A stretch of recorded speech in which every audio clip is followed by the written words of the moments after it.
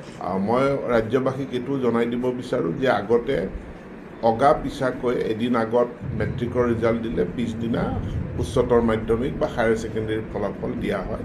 Higher ছেকেণ্ডেৰীৰ ফলাফল দিয়াৰ কাৰণে আমি আৰু কিছু সময় ল'ম, কাৰণ এইবাৰ হায়াৰ ছেকেণ্ডেৰীত আমাৰ পৰীক্ষাৰ্থীৰ সংখ্যা পূৰ্বৰ তুলনাত 1,30,000 অধিক। গতিকে এই 1,30,000 অধিক পৰীক্ষাৰ্থী যি আছে তাৰ কাৰণে আমাৰ আৰু কেইটামান দিন লাগিব। কোনোবাই এটা ফেক নিউজ উলিয়াইছে আজি 3 বজাত দিব, আজি 3 বজাত নিদিয়ে বা অহাকালিও নিদিয়ে, আমি আৰু কেইদিনমান সময় ল'ম। হয় বন্ধু বান্ধৱীসকল, আপোনালোকে নিশ্চয় সম্পূৰ্ণকৈ জানিলে শিক্ষামন্ত্ৰীয়ে কি ক'লে, কেতিয়াও ঘোষণা কৰা হ'ব এইচএছৰ ফলাফল। এইচএছৰ ফলাফলক লৈ এতিয়া কিন্তু বহুতো কৌতূহলৰ সৃষ্টি হৈছিলে। বহুতে কিন্তু ভিডিঅ' বনাইছিলে যে কেতিয়া এইচএছৰ ফলাফল ঘোষণা কৰা হ'ব, কিন্তু চৰকাৰৰ অৱশেষত লাষ্টত এটা ডাঙৰ আপডেট জনাইছে। আগতে কিন্তু মেট্ৰিকৰ পিছতে এইচএছৰ ফলাফলটো ঘোষণা কৰা হৈছিলে, এতিয়া কিন্তু এইবাৰ এনেকুৱাকৈ নহ'ব আৰু তাৰ বাবে কিন্তু এতিয়ালৈকে ডেট ফিক্স কৰা নাই। যেতিয়াই ডেটটো ফিক্স কৰিব নিশ্চয় আপোনালোকক আন এটা ভিডিঅ'ত সম্পৰ্কে জনাম।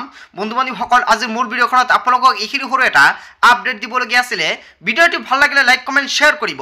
চ' থেংক ইউ ফৰ ৱাচিং ফুল ভিডিঅ'।